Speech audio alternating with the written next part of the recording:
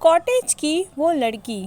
प्रिय दोस्तों, मेरा नाम सुहाना है और यह कहानी मेरी और मेरे बॉयफ्रेंड ईशान की है। एक ट्रिप पर जो हमारे साथ हुआ वो आप भी सुनकर हैरान हो जाएंगे। उस हादसे ने हमारी ज़िंदगी बदल दी। तो चलिए दोस्तों, आज मैं आपको अपनी कहानी सुनाती हूँ। शाम के 6 बज रहे थे। उसी वक्त मेरा मोबाइल बज उठा। सामने ईशान था। हमेशा की तरह वो प्यार से बोला, क्या कर रही हो? मैंने कहा, कुछ नहीं, बस ऑफिस से निकलकर पीजी जाऊंगी। तुम क्या कर रहे हो? और सामने से जो सुना उस पर विश्वास नहीं हुआ। ईशान बोला, जान पैकिंग कर लो, हम घूमने जा रहे हैं। आज फ्राइडे है, मंडे भी ऑफ है और मैं ट्यूसडे को छुट्टी ले लूँगा। तुम बस पैकिंग करो और रास्ते के लिए कुछ खाने के लिए पैक करवा लेना। मैं जल्दी पहुँचता हूँ। ईशान भी ना सरप्राइज़ कर देता है कभी कभी। पिछले 1 महीने से इसी बात पर हमारी बहस चल रही थी।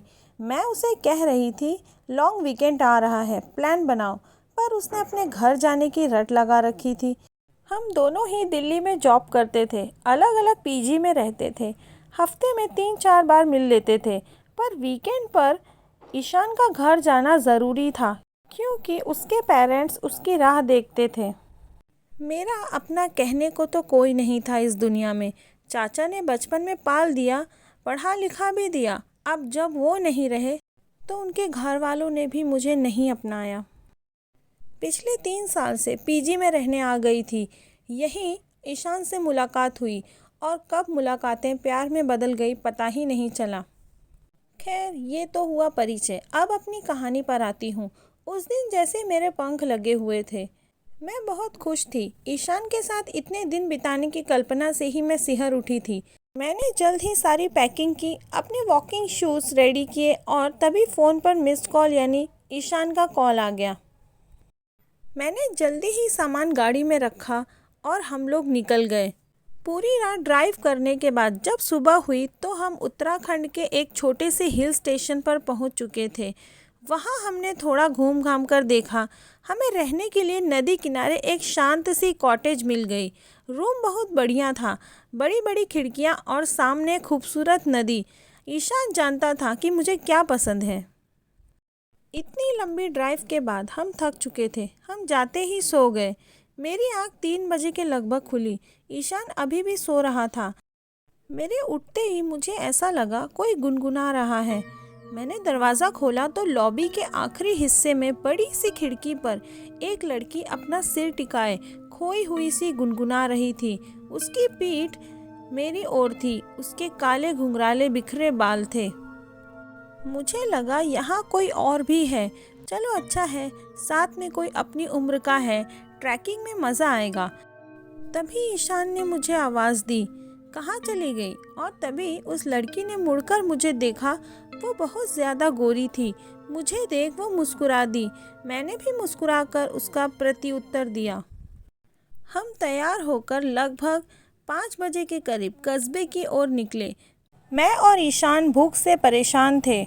आगे कुछ दूरी पर एक छोटा सा ढाबा दिखा। वहाँ हमने चाय और आलू के पराठे खाए। ढाबे का मालिक एक बूढ़ा सा आदमी था। वो कहने लगा, आप लोग कहाँ रुके हो? हम लंच बॉक्स भी भेज सकते हैं। जब हमने बताया हम यहाँ रुके हैं तो उस बूढ़े और ढाबे पर 3-4 लोगों की आंखें फैल गई। उन लोगों ने कुछ कहा तो नहीं, पर कानाफूसी होने लगी। मुझे थोड़ा अजीब लगा, पर हम उस वक्त वहाँ से निकलकर नीचे बाजार की तरफ घूमने निकल गए। आते वक्त रात का खाना पैक करवा कर हम करीब 8 बजे कॉटेज पहुँचे। गेट पर सोनू बैठा था। वो कॉटेज का केयर टेकर था। उसने बताया यहाँ सिर्फ ब्रेकफास्ट और चाय कॉफ़ी ही मिल सकती है, पर पीछे की तरफ किचन है जहाँ आप खुद खाना बना सकते हैं। ईशान उससे आसपास के घूमने की जगह पूछने लगा और मैं रूम की तरफ बढ़ चली। लॉबी पर पहुंचते ही मुझे ठंडी हवा का एहसास हुआ। मैं चाबी अभी कोहिल में लगा ही रही थी, मुझे साथ वाले कमरे से धीमे से संगीत की आवाज़ आई, बहुत ही मधुर पर उदास सा। मुझे अचानक वो लड़की याद आ गई। पीछे पीछे ईशान था। उसे देखकर मैं अचानक से चौंक गई। उसने कहा, क्या हुआ? मैंने कहा, कुछ नहीं। ईशान ने कहा, चलो अंदर चलो, यहाँ क्यों खड़ी हो? हम अंदर चले गए, पर मुझे बहुत अजीब लग रहा था। उस रात मैं ठीक से सो नहीं पा रही थी, पता नहीं क्या हुआ। रात के 2 बज रहे थे, बहुत ज़ोरों की बारिश हो रही थी, एकदम सन्नाटा सा छाया हुआ था। मुझे प्यास लगी, मैं उठकर आने लगी। मैंने ईशान को देखा, वो सो रहा था। मैंने उठकर खिड़की खोली और बारिश की बूंदों को अपने चेहरे पर महसूस करने लगी। तभी साथ वाले रूम से किसी के रोने की आवाज़ें आने लगी। कोई आदमी ज़ोर ज़ोर से बोल रहा था और कोई लड़की रो रही थी। उनकी आवाज़ें स्पष्ट नहीं थी, जैसे दबी दबी सी थी। खिड़की बंद करने की आवाज़ से ईशान भी उठ बैठा और कहने लगा, तुम रात को खिड़की क्यों खोल रही हो? यह कॉटेज नदी के पास है, जंगली जानवर भी आ सकते हैं। मैंने तब दिन में मिलने वाली वो बिखरे बालों वाली लड़की का जिक्र किया। मेरा ख्याल था कोई विदेशी है। ईशान बोला, उन्हें छोड़ो, मैं कल तुम्हें एक वाटरफॉल पर ले जाऊंगा। तभी ईशान ने कहा, तुम क्यों इतना घबरा रही हो? कोई बात नहीं है, इतना मत सोचो। सुबह फ्रेश मूड के साथ हम उठ गए। जल्दी से नाश्ता करके वाटरफॉल की तरफ निकल पड़े। जाते जाते सोनू ने कहा, आप वाटरफॉल नीचे से ही देखिएगा, ऊपर चोटी पर मत जाइएगा। उस चोटी से फिसलकर बहुत लोग अपनी जान गंवा चुके हैं। लगभग 3 किलोमीटर की ट्रैकिंग करके हम उस वाटरफॉल तक पहुँचे। वहाँ काफ़ी चहल पहल थी, पर्यटकों के साथ साथ लोकल लोग भी थे। संडे जो था, वाकई बहुत खूबसूरत जगह थी। हम भी वहाँ फ़ोटो लेने लगे। वहाँ पर एक छोटा सा लड़का था जो मैगी और कोल्ड ड्रिंक की बोतलें लिए बैठा था। ईशान ने उससे कहा, मैगी के साथ साथ चाय पिला सकते हो क्या? उसने हाँ में सिर हिलाया। ईशान उससे बातें करने में व्यस्त हो गया। मैं कैमरा लिए थोड़ा ऊपर की ओर चढ़ने लगी। एक पतली सी उबड़ खाबड़ पगडंडी सी थी जो वाटरफॉल के साथ साथ चल रही थी। मुझे लगा जहाँ ईशान बैठा है उसके शॉट ऊपर से ले जाकर लिया जाए, वाटरफॉल की बढ़िया पिक्चर आएगी। अभी थोड़ा आगे ही बढ़ी थी कि अचानक वो लड़की मुझे अपने आगे दिखाई दी। वो बहुत तेज़ी से आगे बढ़ रही थी। मैं लगभग भागते हुए उसके पास पहुंची। मैंने हाथ आगे बढ़ाया ही था, वो पलटी। मैं सकपका गई। मैंने कहा, हेलो। वो मुस्कुरा दी।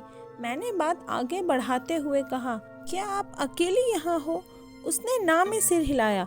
उसका चेहरा गोल और बहुत गोरा था, पर आंखें एकदम काली। उसके बालों की तरह वह भी बहुत खूबसूरत थी। मैंने पूछा, आप कहाँ? इस बार वो धीमी आवाज़ में बोली, मैं भारतीय हूँ। मैंने कहा, ओह, मुझे लगा आप विदेशी हो। वो हल्के से हंस दी। तभी मुझे ढूंढता हुआ ईशान आ गया। मैंने परिचय करवाया, मैं सुहाना और ये मेरे हस्बैंड ईशान। मैं झूठ बोल गई। उसने अपना नाम ज़ारा बताया। ईशान ने चाय पीने का ऑफ़र दिया, पर उसने मना कर दिया। चोटी की ओर वो आगे बढ़ती चली गई। ईशान ने उसे बी केयरफुल कहा। वो पलटी और मुस्कुराते हुए हाथ हिला दिया। हम लगभग 2-3 घंटे वहीं बैठे रहे, पर ज़ारा वापस नीचे की ओर नहीं आई। मैंने कहा, चलो बाज़ार घूम आते हैं। बाज़ार घूम कर आने के बाद हम फिर कॉटेज चले गए। रात के 3 बज रहे थे। ईशान वहाँ पर नहीं था। तभी बाहर लॉबी में कुछ आवाज़ें आई। मैंने दरवाज़ा खोला तो ईशान बाहर उस खिड़की के पास खड़ा था जहाँ मैंने ज़ारा को पहली बार देखा था, उसी तरह सिर टिकाए हुए बाहर देखते हुए। जनाब, यहाँ कहाँ खोए हो? ईशान पलटा और बोला, मुझे कोई उदास सी धुन सुनाई दी। उसका पीछा करते करते मैं यहाँ आ गया। साथ वाले रूम का दरवाज़ा हल्का सा खुला था। मुझे जिज्ञासा हुई, ज़ारा वापस आई कि नहीं। मैंने देखा तो रूम बिल्कुल खाली था। पलंग, पर्दे, सब कुछ अच्छे से लगे हुए थे। मुझे लगा ज़ारा शायद चली गई। हमने डिसाइड किया आज डिनर खुद ही बनाएंगे। ईशान ने सोनू से चिकन और वोडका लाने के लिए कह दिया। हमने कॉटेज के आंगन में सिगड़ी जलाई और वहाँ खाना बनाने के लिए बैठ गए। वोडका देख सोनू भी वहाँ पर बैठ गया। 2 पैक लगाने के बाद वो सेंटी हो गया और कहने लगा, बाबूजी, हमें भी दिल्ली ले चलो, अपने पास रख लेना, सेवा कर देंगे। ईशान उसे समझाने लगा, अरे तुम तो जन्नत में रहते हो, यहाँ काम भी कम है, आराम से रहो। आज तो कॉटेज में हम अकेले ही गेस्ट हैं। सोनू ने कहा, साहब पिछले कुछ महीनों से आप ही अकेले गेस्ट हो। मैं और ईशान एक दूसरे की शक्ल देखने लगे। हमने कहा, अच्छा, एक कपल और भी तो है यहाँ हमारे साथ वाले रूम में। आदमी तो कभी नहीं दिखा, पर लड़की से मैं कॉटेज में और फिर वाटरफॉल में मिल चुकी हूँ। तुम झूठ क्यों बोलते हो? सोनू का चेहरा सफ़ेद पड़ गया। वह कुछ नहीं बोला। ईशान ने कहा, क्या हुआ? सोनू अपना गला साफ करते हुए बोला, साहब मैं अपनी माँ की कसम खाता हूँ, आप यहाँ अकेले ही गेस्ट हो। आप आ गए, नहीं तो मैं खुद अपने गांव जाने वाला था। मैंने कहा, फिर वो लड़की कौन थी, कहाँ से आई? सोनू ने बताया, इस कॉटेज के बारे में बहुत कहानियाँ फैली हुई हैं। यह पहले अंग्रेज़ों के ज़माने में किसी साहब बहादुर का घर था और यहाँ कुछ मौतें भी हुई थी। तब से आसपास के लोग यहाँ आवाज़ें सुनने लगे, जैसे कोई कभी उदास सी धुन गा रहा हो, कोई लड़की कभी गाने के साथ साथ रो रही हो। मेरा सुनकर खून ही जम गया था, पर सोनू हमें सांत्वना देते हुए बोला, साहब मैंने तो आज तक ऐसा कुछ नहीं देखा ना सुना। मैं तो रोज़ यही रहता हूँ, कभी कुछ नहीं देखा। डिनर जैसे तैसे निपटा तो हम दोनों रूम में आ गए। ईशान मुझे ढाढ़स बांधते हुए बोला, चर्सी है, कहाँ इसकी बातों में आ रही हो? पर अंदर से वो भी डरा हुआ लग रहा था। वोडका उतर चुकी थी और नींद भी भाग गई थी। मैं और ईशान इधर उधर की बातें करते करते टाइम बिता रहे थे। रात के 10 बज गए थे। बारिश शुरू हो गई। उसने माहौल और बोझिल बना दिया था। बात करते करते हम कब सो गए हमें पता ही नहीं लगा। रात के किसी वक्त मुझे लगा जैसे मेरे ऊपर कोई झुका हुआ है। मैंने आंखें खोली तो ज़ारा थी। ज़ारा कंधों से पकड़कर मुझे उठा रही थी। मेरा नाम बार बार पुकार रही थी। उसकी आवाज़ किसी कुएं से आती लग रही थी। मैं हड़बड़ा कर उठी। ज़ारा मेरा हाथ पकड़कर मुझे खींचती हुई अपने साथ ले जाने लगी। डर के मारे मेरे गले से आवाज़ तक नहीं निकल रही थी। मैंने पीछे मुड़कर देखा, ईशान सो रहा था। ज़ारा मुझे अपने साथ वाले कमरे में ले गई। उस कमरे की शक्ल ही बदली हुई थी। हॉल के एक कोने में बड़ी सी चेयर पर एक अंग्रेज़ रोबीला सा आदमी बैठा हुआ वायलिन बजा रहा था। उदास धुन, उसकी आंखें बंद थी। ज़ारा उसके पैरों के पास जाकर बैठ गई और रोने लगी। ज़ारा ने उसका हाथ अपने हाथ में पकड़ लिया और कहने लगी, please Edward, don't go, don't leave me. पर उस आदमी पर कोई फ़र्क नहीं पड़ रहा था। ज़ारा का चेहरा लाल हो गया था। अचानक वो आदमी खड़ा हुआ और मेरी ओर बढ़ने लगा। मैं वहीं खड़ी थी, जैसे मेरी आंखों के सामने कोई पिक्चर चल रही थी। तभी ज़ारा के हाथ में ना जाने कहां से बंदूक आ गई। ज़ारा फिर बोली, एडवर्ड स्टॉप। पर वो आदमी आगे बढ़ता ही जा रहा था और फिर एक धमाका और ढेर सारा धुआं, और तब पहली बार मेरे गले से चीख निकली। ईशान और सोनू भागते हुए मेरे पास आए। मैं उस कमरे में ऐसे ही खड़ी हुई थी और लगातार चीखे जा रही थी। वहाँ कुछ भी नहीं था। ईशान मुझे उठाकर अपने कमरे में ले आया, मुझे पानी पिलाया। मैं पसीने में भीगी हुई थी। वो बार बार मुझसे पूछ रहा था कि क्या हुआ, पर मैं कुछ बता नहीं पा रही थी। फिर कब मैं बेहोश हो गई मुझे पता ही नहीं लगा। जब मेरी आँख खुली तो सवेरा हो गया था। ईशान परेशान सा मेरे सिरहाने बैठा हुआ था। रूम के दूसरे कोने में सोनू दीवार से सर लगाकर खड़ा था। मैंने उठने की कोशिश की, पर ईशान ने मेरी मदद की। ऐसा लग रहा था जैसे मैं सदियों से बीमार हूँ। मुझे बहुत कमज़ोरी लग रही थी। सोनू को ईशान ने कॉफ़ी बनाकर लाने को कहा। ईशान ने फिर मुझसे पूछा, तुम रात को कहाँ चली गई थी? मैंने सारी बात बता दी। ईशान सुनकर सन्न रह गया। उसने जैसे तैसे पैकिंग की, मुझे सहारा देकर तैयार करवाया और हम निकल पड़े कॉटेज से। जैसे जैसे दूर जा रहे थे, मेरे शरीर में जैसे जान आती जा रही थी। हम बाजार में पहुंच गए। ईशान ने उस छोटे से ढाबे पर गाड़ी रोक दी। वह बूढ़ा आदमी चाय बनाकर लाया। ईशान और मेरी तरफ देखकर वो बोला, साहब हम तो पहले दिन ही आपको बताने वाले थे, पर शहर के लोग ऐसी बातों को कहाँ मानते हैं। बूढ़े आदमी ने बताना शुरू किया। ये बहुत पुराने ज़माने की बात है, जब अंग्रेज़ भारत छोड़कर जाने वाले थे। यह कॉटेज अंग्रेज अफसर एडवर्ड केत की थी। उसकी फैमिली इंग्लैंड में थी। वो लगभग 35 साल का हट्टा कट्टा आदमी था। कुछ साल पहले वो बंगाल से एक एंग्लो इंडियन लड़की ज़ारा को अपने साथ ले आया था।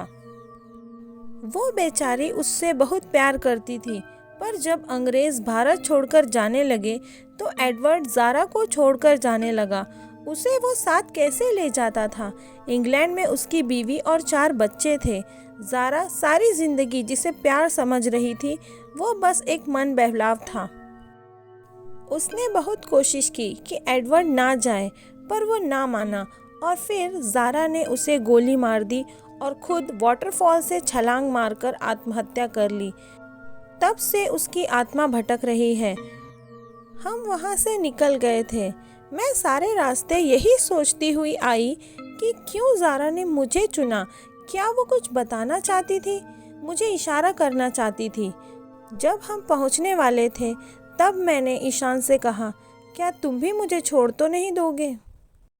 हमारे रिश्ते का भी कोई नाम नहीं। ईशान मेरी ओर हैरानी से देखने लगा। वह कुछ नहीं बोला। ज़िंदगी वापस आकर बिज़ी हो गई। फिर एक शाम मेरा फ़ोन बजा। कॉल ईशान की तरफ से था। उसने कहा, जल्दी से रेडी हो जाओ, मम्मी पापा आ रहे हैं। मैंने उनसे बात कर ली है और अब हम जल्दी ही शादी के बंधन में बंध जाएंगे। मैं खुशी से झूम उठी थी। कहीं ना कहीं ज़ारा ने मेरी ज़िंदगी सुलझा दी थी। अब मेरे रिश्ते का भी एक नाम होगा। मैं इस बात से बहुत खुश थी। इस तरह ईशान और सुहाना की जल्द ही शादी हो गई। प्रिय दोस्तों, अगर आपको ये कहानी अच्छी लगी हो तो चैनल को लाइक करें, शेयर करें और सब्सक्राइब करें। धन्यवाद।